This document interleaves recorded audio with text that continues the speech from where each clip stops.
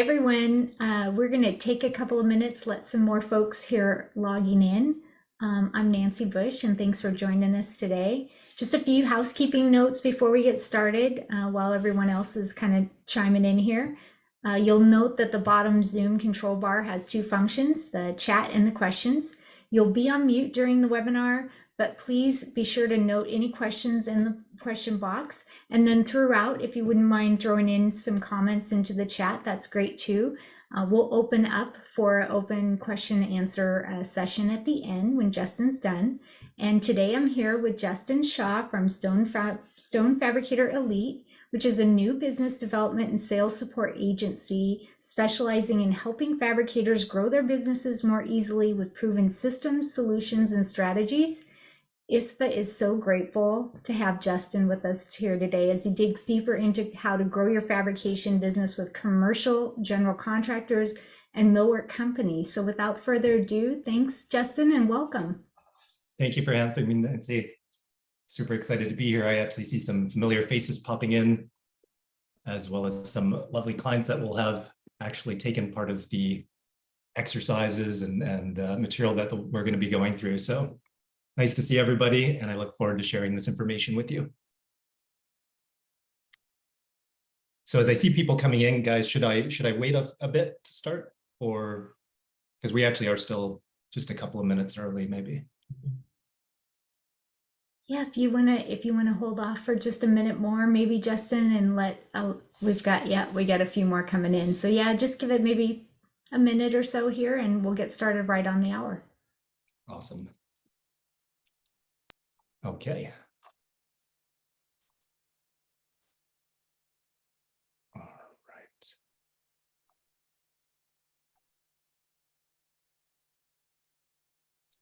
Just double checking. Is this, you guys can see the full screen without the toolbar from Zoom that seems to be across the bottom for me? Okay. And then I'm going to go move our view window, I think, here. Okay, awesome. Well, I'm excited that so many people are joining the webinar, and it looks like more people are coming in.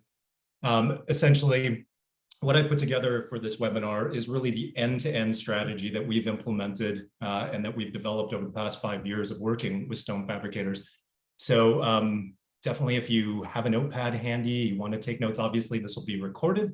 But I think as you extract the valuable nuggets that you find in this, that you can take to your business, even if you aren't necessarily ready yet to sort of make the moves to try and scale the relationships that you have with commercial GCs and millwork companies, there's a lot of information that you'll find in here about positioning your business, developing your competitive advantage.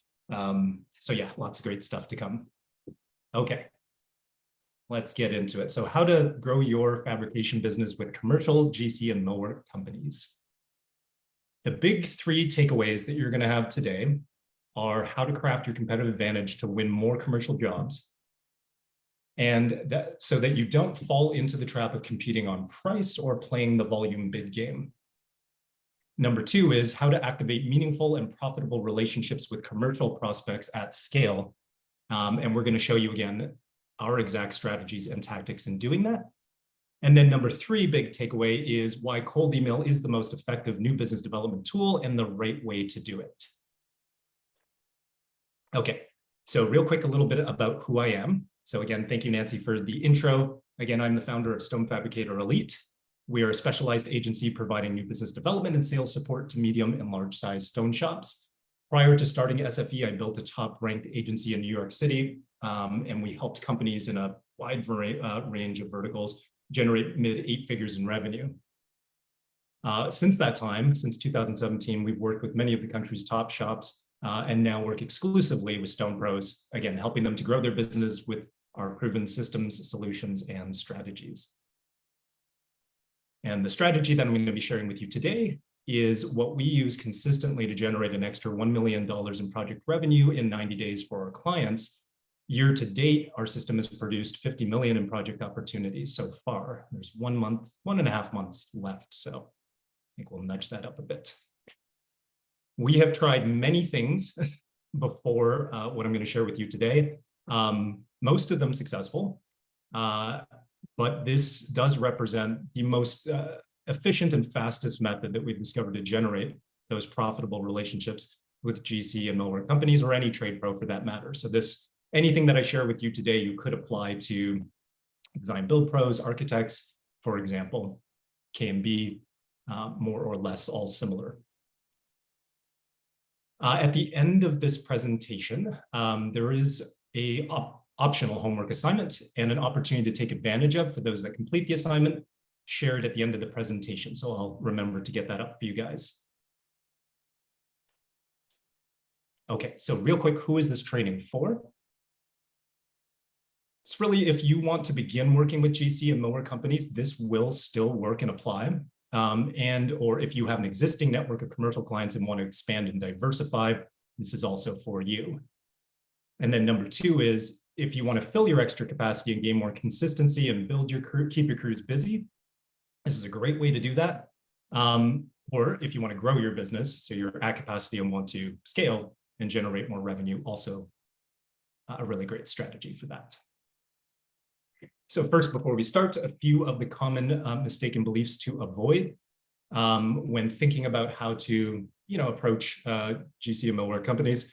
Mistaken belief number one is that price is the biggest competitive advantage to land jobs, and that you can't compete. And we're going to get into why you don't need to compete in the arena of price. And I would say that actually that applies, a lot of things I'm going to describe to you here also apply to B2C. So just keep that in mind when you're watching this. These are principles that I think you can apply to either or. So mistaken belief number two is a winning strategy is playing the volume game to churn and burn bids and eventually land a few projects. Mistaken belief number three is that the best way to grow your business is through word of mouth. And if we keep doing great work, more trade pros will come to us. And I think Ed, who's on this call, says hope is not a strategy, I think. And I share that belief as well. It's something that is not, you can't make predictable or consistent. And so you need to have systems in place that essentially act as your sales engine. Okay, mistaken belief number four is that people will get upset. And this, you'll start to see why this is important once we share the actual strategies, that people will get upset if you reach out too often or directly ask for their business, or you're too persistent. And this big red circle here says appreciation. In the 5 years that we've been doing this, we actually get people that thank us, because when you're really representing and presenting them with value, say true value, that's in their best interest, they will thank you for that. This is just a quick example of that. Somebody that followed up to our outreach for a client actually thanked us for being persistent, and they're happy to get on the phone to have a chat. Okay, so what are the challenges that fabricators face when attempting to land new accounts? So skilled outside sales representatives, those that are not just order takers that can go out there and develop new relationships and new accounts and close deals, are in high demand, not just in the stone industry, but in all industries. They're hard to come by, and this also adds additional overhead.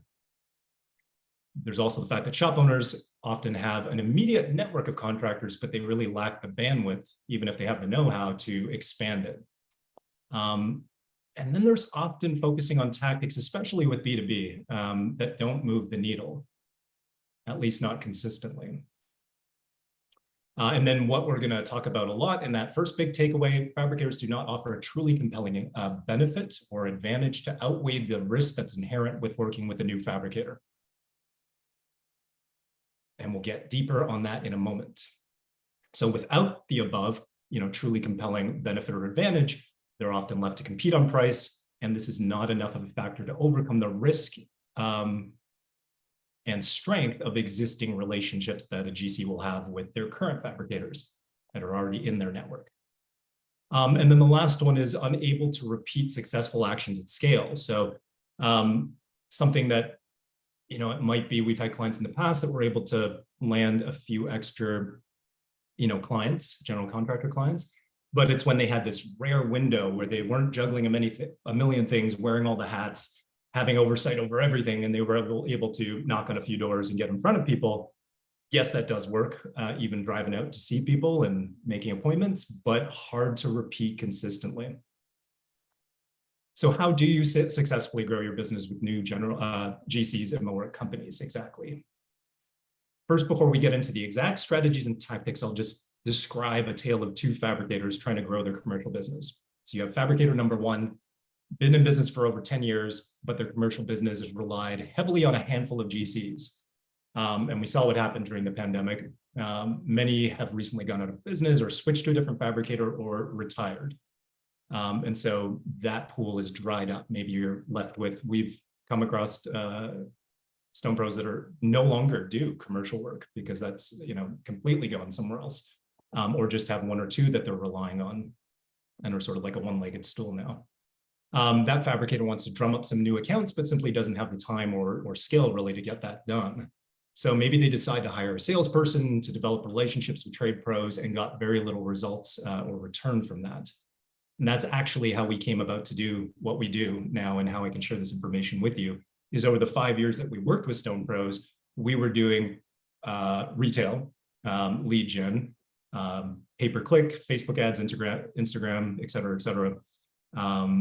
And our client asked us for help. Can you help us direct our sales team? Because we were doing some coaching at the time to help them help us land more commercial business and help our sales reps. And we did everything under the sun to empower the sales reps to be able to do essentially what we ended up fulfilling. And so it wasn't a direction we thought we were going to go, but we started actually then implementing the strategies that we had built for the sales reps. And that's where we were able to get our highest level of success and impact for our clients. And then we've, evolved the strategies over time and really dialed them in. Sorry, went off on a tangent there. So talking about that story about fabricator number one, just continuing on that fabricator does not have a competitive advantage. So the focus is to get added to as many bid lists as possible, bid on everything and hope to land a few jobs. They're then spending a lot of time and energy to bid at this volume. And while some of that volume game seems to pay off when they land a few jobs, they sometimes don't end up being as profitable as they would like on these projects for a number of different reasons that we won't get into right now. But also these jobs can sometimes negatively impact other projects and their operation as a whole.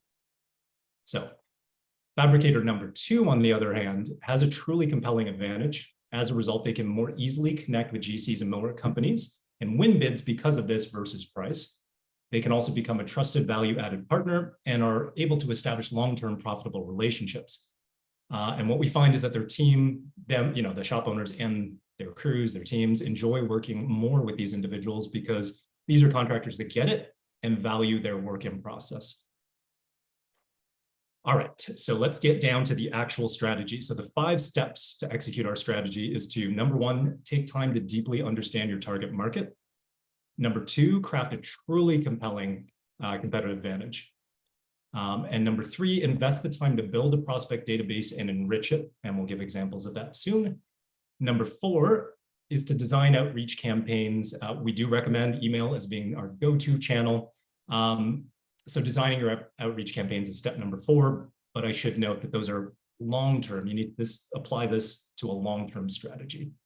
And number 5 is to maintain consistent follow-up and nurture very well. Okay, so let's get into it. Step number 1, so to deeply understand your market, there's always going to be a percentage, this is sort of obvious, but a percentage of the market that are unsatisfied or frustrated with their current fabricator. Additionally, there will be a percentage of the market that will be receptive to how working with a different fabricator can enhance their business and or reputation. So first and foremost, we do many other things, but to get you guys started off, you'll want to focus on that percentage of the market that you have the highest probability of converting and work very deeply, take the time, invest the time and energy to understand this segment of the market. So do legwork to connect with your target market, discuss their persistent challenges, desired solutions, and their current fabricator relationships. If you don't have the opportunity to have those discussions with those that are not in your network, then a great place to start is either with current or past clients in the space. When you do this right, you'll have the intel. So this is not a step to be skipped. You need to craft your competitive advantage and position your shop to be valuable and compelling to your target market. Just an additional word about this, I would say, we often have many assumptions about what our market wants, what our customers want, what our clients want, and why they want to work with us. But I would say, again, don't skip this step and rely on assumption. This is really truly valuable to do that homework. Or it'll often, if you go the extra steps when I show you the rest to do campaigns like we're going to show you, they'll often miss the mark. Okay, so step number 2, and really the big one in all of this that even outside of the rest of the strategy that every shop does need to have in B2C and B2B is crafting your competitive advantage. So specifically, when we're talking about GCs and millwork companies or trade pros in general, the situation we want to avoid is who wants to bid on this job, and for them to often gravitate towards what is lowest price if all things are equal and we're comparing apples to apples.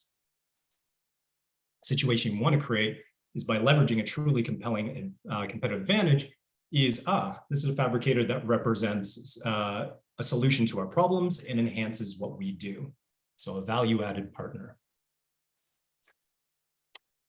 So we're not selling solid surface tops in B2B or really B2C for that matter as well. We're offering to provide prospects with an ideal relationship, experience, and outcome through a clearly defined new opportunity and mechanism. And I'll explain what those are in a minute in detail. But first, a quick note: in B2C sales, you're not selling countertops or just cutting rectangles. We're providing an identity transformation. Who does our customer aspire to be as a result of their new, for example, countertops? So if they're doing a kitchen and bath design remodel, this on a much deeper level truly represents a new version of themselves, not an entirely new version, but an element of a new identity that they aspire to be. And so when you get to that level on the B2C side of things, you will also find that you're able to position your shop with a unique competitive advantage that allows you to attract and convert customers far more easily and by spending less money and time. So I just wanted to include that here. Okay, so the biggest thing that we need to overcome to land a new contractor client is risk. So your GC or millwork company has a current fabricator, or likely more than one, in their network that they utilize for different projects. There's known challenges, so it's the devil they know. It's easier to stay where they are, where they know what pitfalls there'll be and how to handle them, versus exploring a relationship with an unknown new fabricator. Also, the learning curve of their processes, which takes work and time and energy, and so it's easier to stay where you are, and the impact, the negative impact that this potentially can have on reputation and revenue. And there also will be just a percentage of those GCs that are just happy to stay with their current fabricator because they are getting outstanding service and a 10 out of 10 experience. Great. That's not our target. We're not trying to persuade those individuals. So when we develop our competitive advantage, step number 2 in our strategy in the process of executing it, that really represents your value proposition, or UVP, and it must heavily outweigh that risk that I just showed. So when we're crafting any campaign, any messaging, even as sales reps then have like a framework for how they handle things on the phone, always have to keep that in mind, that your competitive advantage, why there is a truly compelling benefit to work with you, it has to outweigh that risk.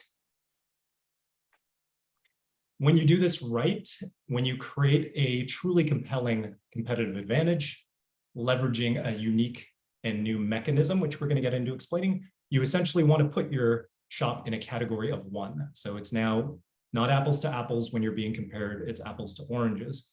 And taking that one step further, once you develop this and you continue to invest in really planting your flag, is a term I often use, what you represent in the marketplace, then you continue to add to that. You can really establish a mini monopoly, right? A category that none of your competitors will compete in because you truly do represent the very best of that solution, for example.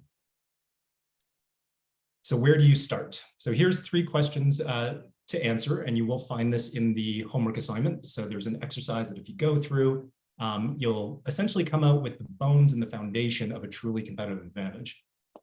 So first question to ask is, what's the ideal relationship that GCs and millwork companies want with their fabricator, or that they would want from you?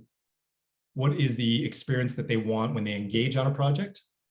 And what's the end result of working with you? So those are the first three questions that you want to ask. And you want to explore them deeply. And then next, the two elements of the formula of creating your competitive advantage is A, your new opportunity. And that's what you're presenting to the marketplace. When you're reaching out, if you had ad campaigns, however it's being put into the market, because you may see this information and think, I have a different way of doing that, and you might. But you'll want to put a new opportunity for GCs and millwork companies into the marketplace. And a new opportunity is what is unique about your solution. And the laws of marketing, new works better than many other things, including discounting or pricing advantages. New often outperforms. So the second part to the formula is the new mechanism. And that's how your solution works. And you need to be able to very clearly define that. And the mechanism is the vehicle that delivers your new opportunity. It explains why your solution works. And the reason that those two things are so important, why you need these things, is simply saying that you have great customer service, fast turnaround times is not enough. Most fabricators will make these claims. Some can walk the walk and others can't. And every GC and trade pro in general has been let down before. So if you have, let's say on your website or when you're doing outreach that we have, the fastest turnaround times or 24-hour, turnaround on quotes and very fast lead times, et cetera, great customer service all the way down the line, 10 years in business, all family owned, all that type of stuff. Those are sort of features and claims that aren't really backed up by anything tangible. So your your opportunity and your mechanism, make your claim tangible, specific, and more credible. And you can view it as the system or process for ensuring, like internally, that you deliver on your value proposition every time. So I think it's both, we're not going to be able to go that deep today, but when you're looking at this material, when you create your truly compelling competitive advantage, you really also, that becomes part of your mission and your company's values, at least to this one target market that you're serving. And so once you see a little bit more of an example, you'll understand that, we can't just write this, statement and make this claim without ensuring we have the systems and processes to ensure we're able to deliver on it every time. Otherwise, again, it'll fail. You'll get some conversions, but then, people won't be satisfied and you'll end up with slippage or churn. And so that's what you want to avoid. Okay. So the exercise, and again, this will be in the homework, as with also like a full exercise to take you through that and a client example.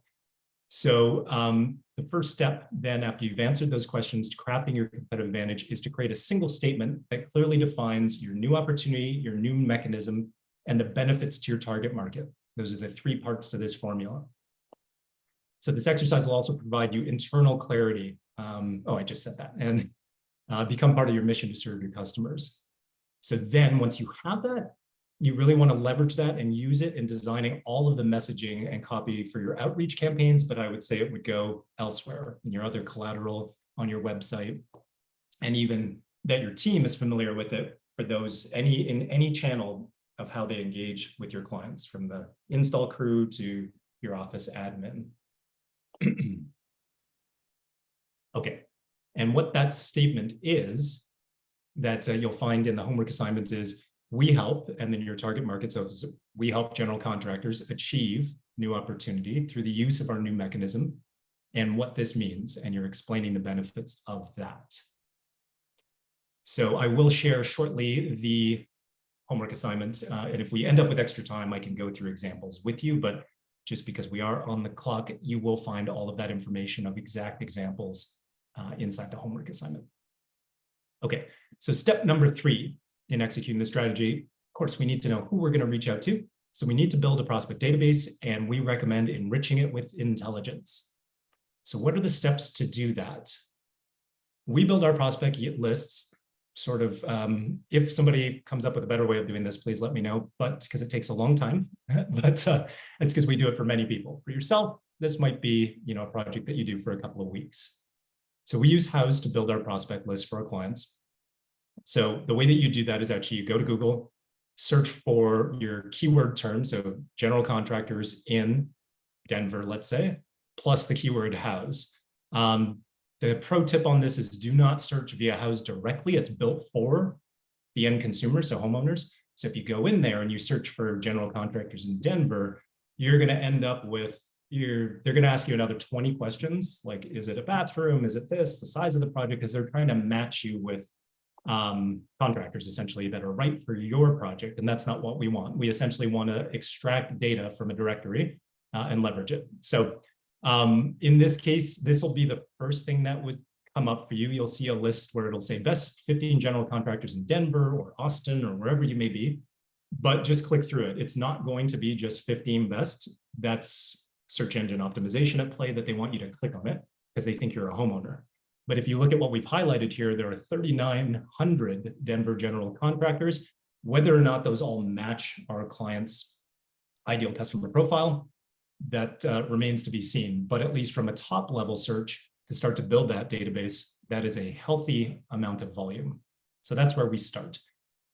So once we do that, you click through, you open it up, you're going to get data from within the directory, and you need to go in and mine that data. So actually like start to collect it manually if you know the exact, we approach it a little bit differently, but you may look through and see exact matches. Okay, those people work on the exact type of projects we want more of. Perfect, we're going to hand cherry pick those. But essentially you'll want to mine the data, put it into a spreadsheet, and get whatever information you're interested in. That may be their address because you're planning to mail them something, LinkedIn, other social media channels, and then build out your database. And then we'll get into how you enrich that in a moment. We also then compile results from Google My Business and relevant search results. So seems like a straightforward play. Almost every business that you would probably want to work with has a Google My Business listing or are going to show up in relevant search results. So we very just methodically go through one at a time and just build out that database. And so what that'll look like is, all of the GCs or developers in this case on this example spreadsheet. But the most challenging thing is finding the personal contact information of the key decision maker that you're trying to get a hold of. So that there are many, many different ways to do that. There are a few different tools here I've listed at the top you can make a note of. One is Clearbit. There's even an extension, a Chrome extension for that. Voila Norbert, I think, is the one that's up here. And then AnyMail Finder. And they all have different sort of solutions to the same end goal, which is, in this case, providing them with the database that we have here and having them attempt to identify those individual emails that you're looking for. We use some different things that we simply wouldn't be able to provide to you. So these are the best tools that you'd likely be able to, that you would be able to leverage if doing this yourself. Okay. So then we talked about enriching your database. So it depends on your bandwidth, and there's probably a very small percentage of the people that are attending today that'll go through this. But since it's going to live evergreen on the ISFA website, there may be people that look to revisit this and execute this. And so when you build your prospect database, your initial campaigns, once you see our strategy and execute it, will have success. But it's not a one-off campaign. You need to reach out to them evergreen, over as if you were treating it like you had sorry, let me go back to this. It's really a pillar of your business development strategy, and you want to develop evergreen campaigns. And so you're going to have to work a little harder than on your first initial campaign. And the way to often do that is through personalization.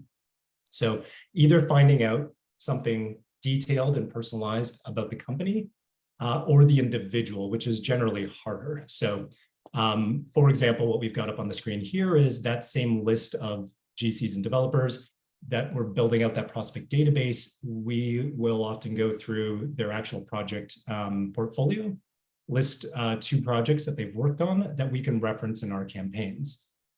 And when you do that, if you're leveraging a very specific complement, it goes a long way. Your prospect will see that you took the time to learn about them. You're reaching out about something very specific that's for them versus the masses. So in this example at the bottom, we reached out for a client, complimenting them. They have impressive stone projects in their portfolio. And then there is more copy below this with the unique value proposition. But in order to be able to show you their reply, you can't see that. But they're very grateful for the kind words about the work. Would love to connect and see how we can work together on future projects. And this did result in a client for our client. Okay, so step number 4. And if you do have questions, drop them in the Q&A. I am moving pretty quickly because we got a lot of ground to cover. So if you do think of anything, feel free to drop it in the chat and I will get to it at the end with Nancy.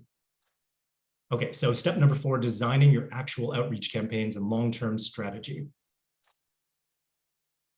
So number 3 on our big takeaways, why we advocate for cold email outreach, and it powers all of our client campaigns. It outperforms any other channel that we tried in 5 years before that for B2B new business development.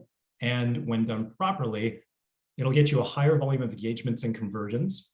It allows you to communicate your value proposition, your competitive advantage with consistency and at scale. And what I'm referring to here is like if you're doing outbound calling, for example, and you have 3 different reps, that consistency can change quite a bit in how that message is being delivered. So it allows you to get it perfect and deliver it effectively every single time. There's also the ability to rapidly establish trust and credibility and find out who's interested in actually working with you. And I'll be showing some real case studies and examples at the end where you'll see that just with a single message, it's led to somebody raising their hand and ready to engage on a project, or at least the opportunity to have a discussion about the project and then engage. It allows you to bypass gatekeepers, which is hard to do if you're doing, cold calling, for example. You have to bypass gatekeepers, which can be challenging. And it can dramatically shorten the sales cycle because when you're positioning your competitive advantage in front of your target market with something that's truly of value to them, you can skip a lot of the steps that you'll typically find in the traditional sales cycle. And bottom line, really, contractors do not want to be cold called by salespeople. There'll be very few salespeople that we've found in working with Stone Pros over the past few years that have the necessary skill set to overcome this, to make that a positive right off the bat. So again, email does trump that, in my opinion. So really quick, what are the 101? Because it is you could do a whole separate webinar on this topic alone, but cold email outreach 101. What do you want to know before you actually go out and do this? Number 1, don't start with your .com. If you have a .com, do not do that to start to send messages or have your sales reps just start sending messages to a prospect database. You want to create a separate domain with a .co or .net. That way you don't impact your domain reputation and have issues as a result where none of your messages are then showing up in people's inboxes. You'll also want to set up a little bit of the technical side of the plumbing. Again, a whole separate topic, but you can make a quick note and just Google these items. DMARC, DKIM, and SPF all need to be in place on that domain. And you want to set up your website forwarding, because if you were doing outreach and somebody goes, let's go check out that company, and they click on your .co and it's not forwarded, they'll end up in no man's land. So just the best practice. You then want to warm up your domain. So it's a brand new domain. It hasn't been in business or live, let's say, for as long as your business has, and your .com domain. So you actually have to warm it up. Otherwise, again, your messages will not land where you want them to generally. There's differing opinions on that, but this is a best practice. So you can either do that manually, or you can look for a tool like GMass. I think, again, it's too complicated to explain what the manual version would be. We don't do it that way, and I wouldn't recommend you do either. So you can look up a tool like GMass, and they have a free tool that you could use. And then have a backup domain. So if this is an actual strategy that you want to execute, and have, let's say, your marketing manager or sales rep take ownership of something like this and give it a try, have a backup domain in case this primary domain, the .co you set up, encounters an issue. You don't necessarily want all of your efforts and your campaigns to have to be sidelined until you get a new one up. So we always keep an extra one for our clients in the back in case we need it. Okay, so once you actually do set up that domain and the DMARC and those other things that I mentioned, there's a tool called MX Toolbox, and you would enter in your email. and you can do a quick check to see if it is compliant and if it is in good health. And as long as you have all of these ones at the top that say 0 errors, you're in good shape. It's kind of like when you get your SEO audit on your website, there are a million things that'll get flagged, but it's like, are they important? Will they move the needle? The answer is, for the most part, no. If they're warnings, if there's a red marker on there, that's where you want to go in there and look at that.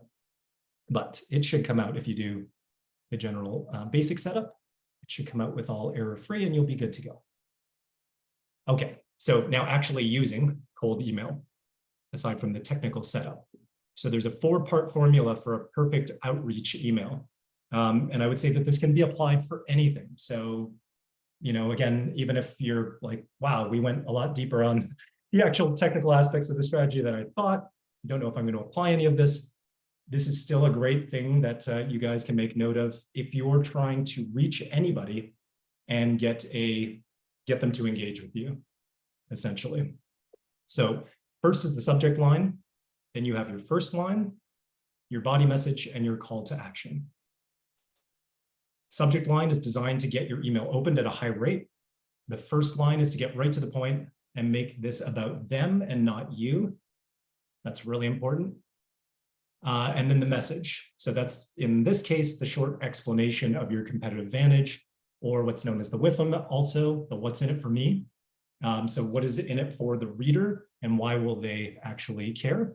So that's what the body is for. And you want to keep your messages pretty short. That's something I don't think I covered here, but really, you know, 3 paragraphs of extremely short sentences is what you want to do. And you want to consider also that when you craft this email, a lot of people might see it on their desktop if they're at work, not have time, but just when they, you know, have downtime, they may check it again on their phone.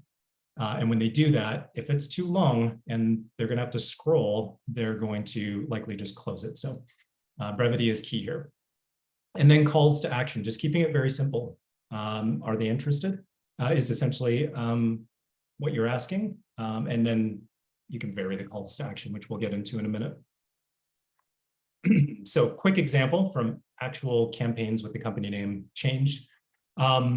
Subject lines that we use in our primary campaigns are upcoming multifamily projects. So if you were doing if you were trying to focus on not GCs and you were going after home builders, you might say upcoming residential projects. So very straightforward. You want to include some personalization. So either the person's name or their company's name in your message, because the objective, you want to be very precise, very transparent, and the objective is to get the recipient to open it. This works very well, and we get open rates on this above 70%, because it could be a potential project for them, and they can't just ignore it. So you do want to keep in mind, and somebody might be watching this and asking themselves, but you don't want to have a bait and switch where it's like, oh, upcoming multifamily projects. So that depends on how you follow that opening line, that they won't feel like, whoa, that there's been a bait and switch and get turned off. So that first line, in this example, I'd like to connect and discuss some of LMC's upcoming multifamily projects. So contractors are very busy. We've gotten right to the point, and we've been clear and transparent about our intention. And then the third part to the formula is where we communicate our unique value proposition and competitive advantage. So for example, we help contractors and developers who are behind schedule on a multifamily project stay on track with our XYZ program. So insert your new mechanism here. That provides access to, in this case, there was a few bullets that described the exact benefits and how the program works. What's the advantage of this program and why would they care? So this is where we establish our value prop, essentially. And again, the full examples in the homework assignment. Alrighty, so the last piece is the call to action. Often where people go wrong if they're writing a message to people is that they are unclear about their call to action. So it's death by ambiguity, just not clear on what the person's supposed to do. Or they've given more than one call to action. So I didn't write that in here, but you want to have just a single call to action in your message, and not confuse people in terms of saying, hey, would you like to have a call, or is it good that I drop by? That would throw somebody off. It has to just be very clear and concise. So in this example, can I give you a call on Tuesday or Wednesday to make an introduction to see if we can help with an upcoming project? So here we're just very direct and specific. We've told you, what we offer, a tangible solution to their pains, frustrations, and represent a potential asset to their business and projects. If we've done that correctly, and we simply just ask them in a very direct and simple, straightforward manner, if they're interested and would like to connect, you will get conversions. It works every time. Okay, so just to circle back on my comment that this must be a long-term strategy. It's not a silver bullet. So it's not something that you just send one campaign that we just, sort of gave the formula to, and then that's it, and you're going to be good. Unless you just wanted to land one general contracting client, you could use this, and yeah, you would be done. But if you want to land more than one and you want to diversify and expand your network, it is not a silver bullet. You're going to need to have a long-term strategy. So for example, we always create a roadmap, and a roadmap specific for every client, but you could literally sketch this on a piece of paper. And it's just, what do you think your first campaign is going to be? For us, it's always validating our value proposition and ensure that the audience that's getting it is in fact interested. This resonates. They are in fact compelled by it. And then once that's validated with a small initial batch, we'll scale it to the rest of that database. But then what do? We have to reach out, again, later in the spring, let's say, again, in a couple of weeks after that. So you want to have different campaigns, and that's where, there is no one way to do this. You want to be creative, think about the content you have, think about project photos you have, think about things that you're doing at your shop. Have you expanded your capabilities, upgraded your facility, had new team members join? There's always ways to, position a reason of why you're in touch now, and then reemphasize your competitive advantage. So even though you're seeing all sorts of different campaigns here, everything from we've reached out for booking CEU lunch and learns, to architects and design build pros for clients, to sharing, recent projects, for example, and installs. Ultimately, it all comes back to, when you craft that campaign, still emphasizing your competitive advantage. Okay. So I hope that so far this has been beneficial as we're nearing the end of the presentation. Step number 5, follow up and nurture well. So ideally, you're using a proper CRM. Again, that's a whole different webinar, and I actually do have one recorded up on YouTube that you could find specifically on that topic. But for the purpose of this webinar, we'll just keep it very surface, which is that it takes a decent amount of touches, often more than you think, to take somebody from cold to closed. It's different when you're getting a referral, somebody recommends you. It's a whole different ballgame. But when you're taking somebody from unknown to then the consideration phase to then closed, you want to have a standard process for how you or your sales team are going to follow up and effectively nurture these prospects, especially if you're doing it at scale. It's not just one referral. In this case, you're doing a whole campaign, and you're going to have a number of GC and millwork companies coming through. So you want to have a standardized way that you're going to handle them. So all the prospects and opportunities should be entered and managed in your CRM.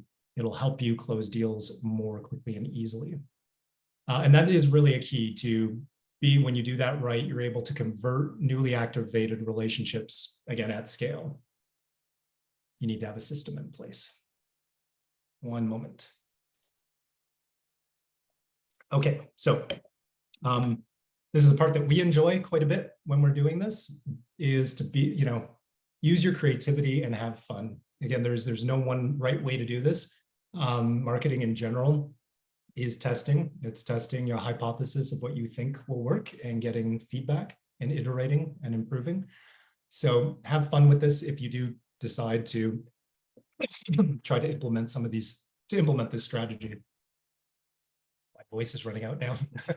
I'll make it to the end. So in this example, I'll actually share with you an example of creativity we've used that has worked very well.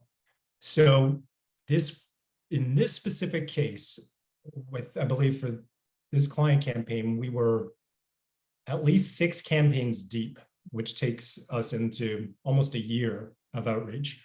In that, you need to get very creative. You can't just reach out with the same thing. People will get annoyed and feel like you're spamming them. So in this case, we designed an email. I have this toolbar that's blocking it here for me, but hopefully you guys can see the bottom. We designed an email where we had the owner. We crafted an email where it makes it look like the owner of this fab shop is asking his sales rep to share an install video with the prospect. We're able to automate certain pieces of this, so we're able to do it at scale for these initial touches. And that he'd love to have her by the facility for lunch and a tour. So it's extremely personalized, right? So we have an email here that we've crafted from this client that he sent to the sales rep, quote unquote. It's us. And you can use something like this too. And then we essentially reached out to Jessica. So we said, hey, Jessica, I wanted to share this recent project with you, or sorry, our co-owner wanted us to share this recent project with you. He felt you'd enjoy the work. Please let me know if you'd be interested in coming by and having lunch with us sometime and a tour of our facility. So let's see how that worked out. So Jessica said, hi, Emily, thanks for sending this beautiful installation. We plan to come for a visit. It would be great to see the facility and your slab selection. We should plan for August if possible. So the creative approach gets a really nice result here. We were thanked for the video. She agrees to come for a visit. This later became a solid relationship and an ongoing project. So why did this work? There's a number of different reasons. One is that it definitely doesn't look like something that was sent to anybody else. It looks like the owner really thought of her, thought she would enjoy seeing this. And also there's just this subconscious thing at play here where Jessica wants to help Emily out because her boss asked her to send this over. So we have fun with stuff like this. You might too, when you look at how you can leverage some of the content you have or different things you have going on and how you can apply this. It doesn't always have to be that fancy, but when you're on month 18 for client campaigns, you do need to get a little outside the box. So what are the results that you can expect from running campaigns? And the results that I'm going to show you on the screen that comes up next are not via complex creative solutions like the one I just showed you. I just wanted to show you that this can be fun if that's something that you enjoy. But these were the byproduct of an initial campaign, simply putting the competitive advantage in front of them, asking them if they're interested, and you'll see the result of that. And I believe Stephanie, who's on this call, we recently went through this as well, where we talked a little bit about usually people put marketing before sales. And in this case, if you have a truly competitive advantage that solves a persistent pain, frustration, challenge that your audience has, you can switch it. You can do sales before marketing. And you'll see that here in a minute. So, and what do I mean by that? I mean that often you think, okay, these GCs, millwork companies, architects, they don't know who we are. They're already working with somebody else. We have to do a lot of marketing to get our name out there. Yes, that wouldn't hurt, of course, but there's a much faster way to do this and takes less resources, time, and money.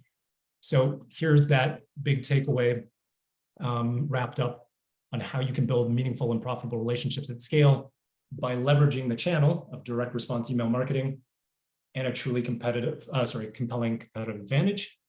You can dramatically shorten the sales cycle.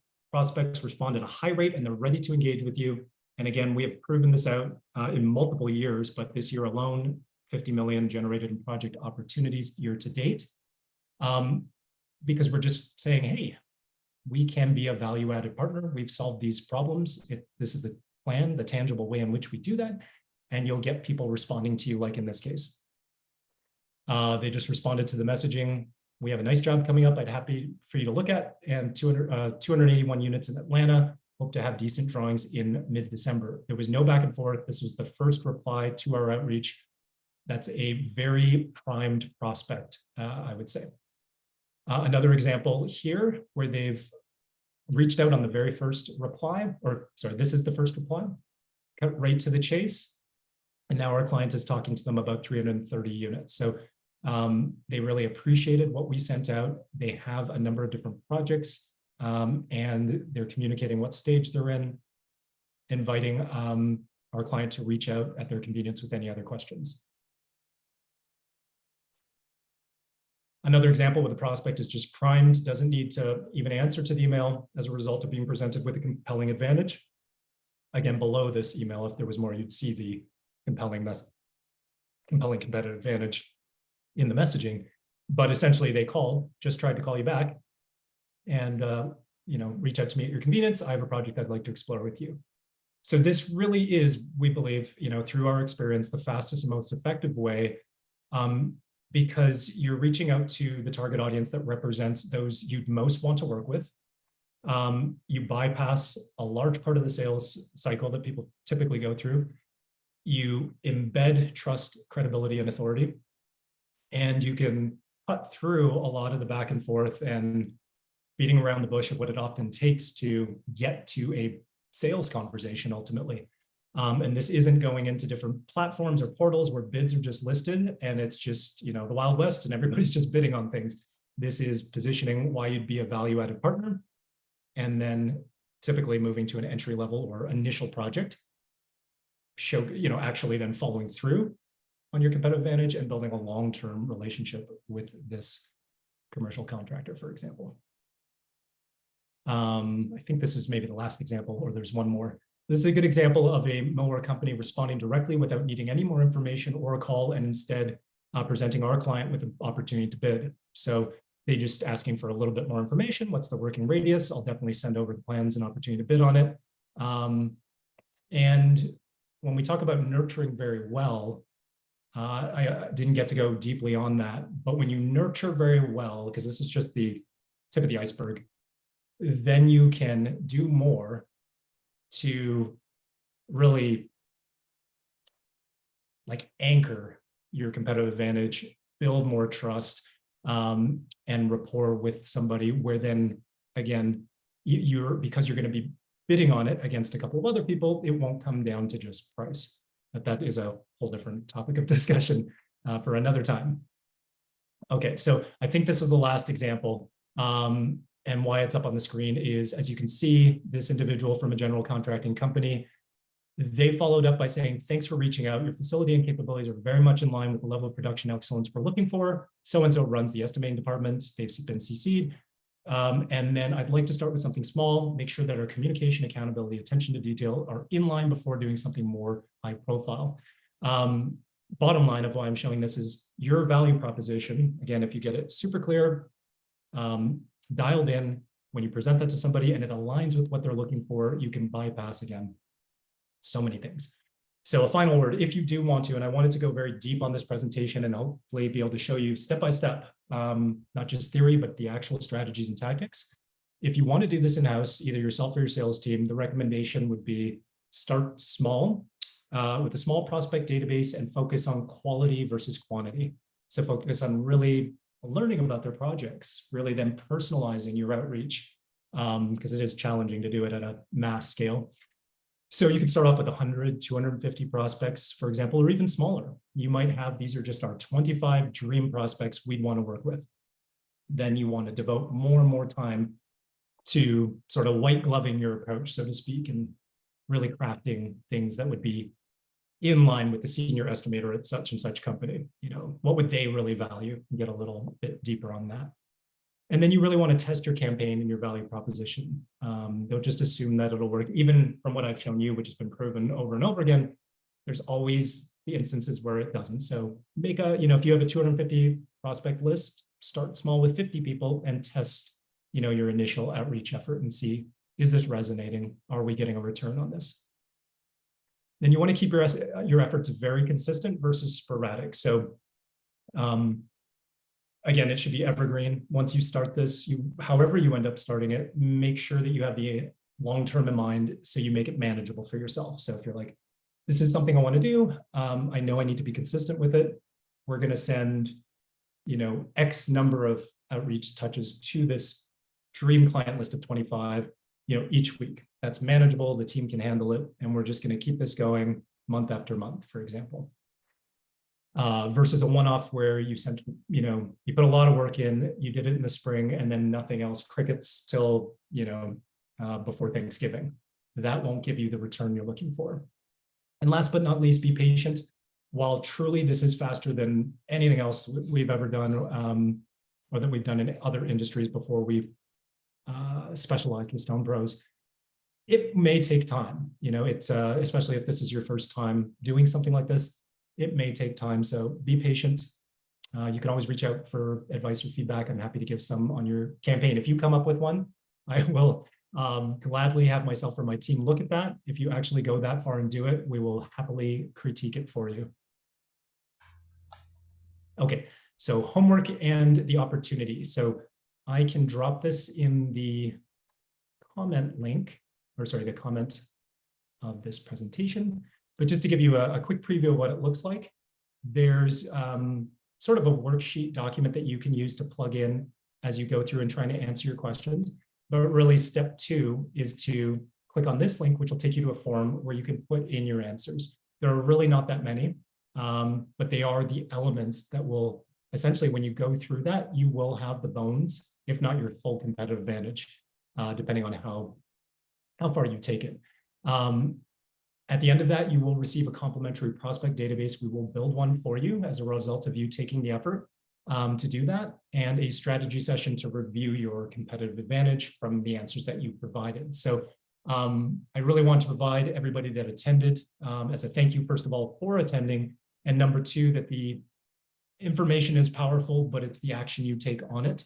And so that's why I wanted to provide that opportunity for you all. Okay, so I will get that shared out, and then Samantha and Nancy will have it as well for you guys. Okay, that is it for me. We can move into the Q&A, and thank you very much, everybody, for spending all of that time with me. So thank you so much, Justin. I'm gonna go a little bit in reverse just because of order of time I think it might take to answer. So I'm gonna start with Mike's question about any suggestions on the time interval or cadence between cold email solicitations. Nice, awesome question.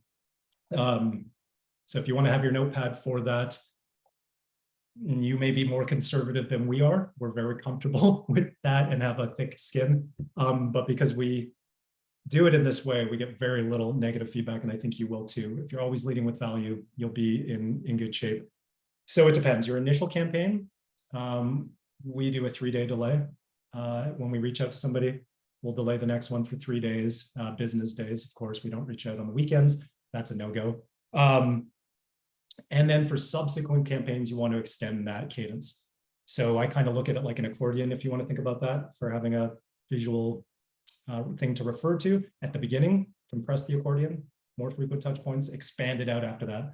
So for some of our clients, we're on multiple years. So we certainly, there's a much longer interval in between. Great question.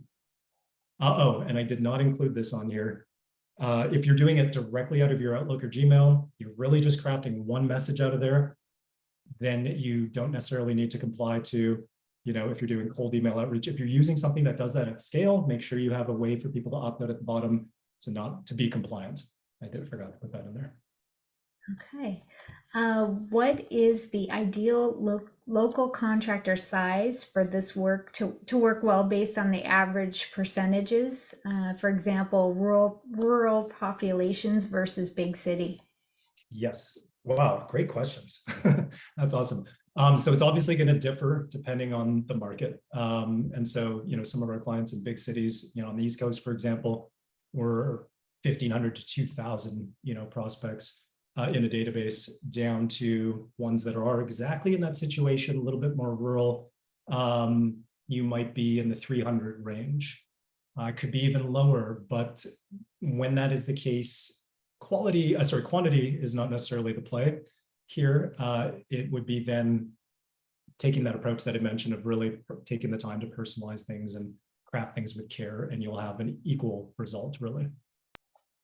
Awesome. And last but not least, Ed wanted to know if you could share, like a brief example of an effective unique value proposition that you've seen work in this space.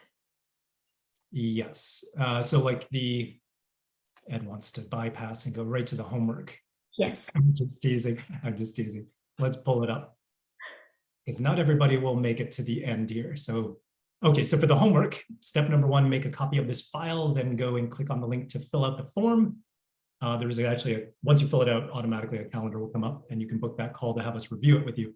But at the very bottom, so you don't miss the bottom 2 pages, when you go to craft this statement, so you want to have your ideal relationship experience and outcome statement, and you craft that statement that I covered for you guys. Below that is a example. So this specific example is being used currently. Some of the results you saw on the screen were from this actual example here, with certain things omitted from it. But what I'll also say about this is this is not for the first campaign. So when you have your core unique value proposition, it might differ, but we are breaking off like one piece of that overall pain that the developer or GC might have. In this case, we're niching down even further to go after a segment of the audience now, because we've done multiple campaigns to say, this is not what we'd actually use in the copy. I should just preface this. So this wouldn't be used in the email outreach. This is the statement so that internally we're all on the same page of, what we're saying and what we represent, what is our unique value proposition. And then we craft that into copy in a very personalized conversational manner. So just know that you wouldn't want to swap this for your info and just paste this into an email. It won't work very well. So just keep that in mind.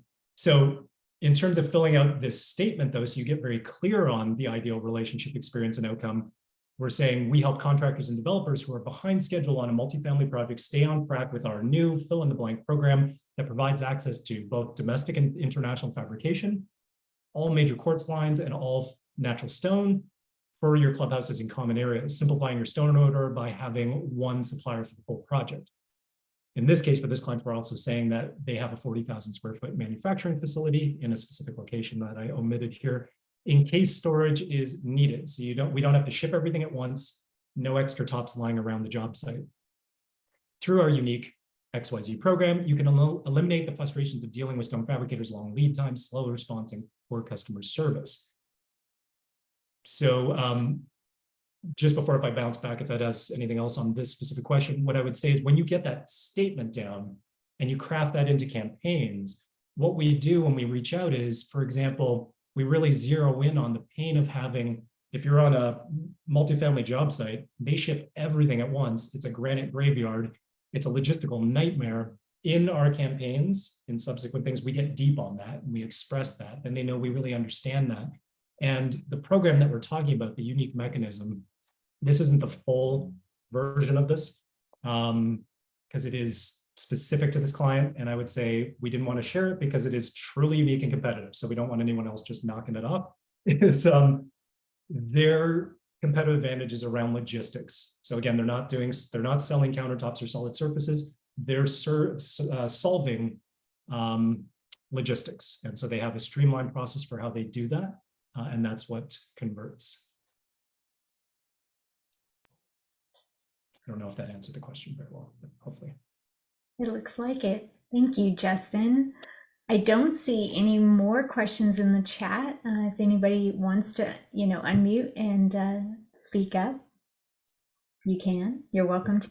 But we're right at the hour. That was perfect timing. Very well done. Lots of information. Love to have you back on some of those other conversations for sure, Justin. So thank you again. And I'd like to thank our members and also friends of Stone Fabricator Elite for joining us today. If you'd like to learn more about the benefits that you enjoy as a member of ISFA, or if you're friends of Stone Fabricator Elite and you want to become a member of ISFA, be sure to shoot me a line at nancy@isfanow.org. Thanks again, Justin. Awesome job. Last call, everyone. Thank you so much. Bye, guys. Thank you.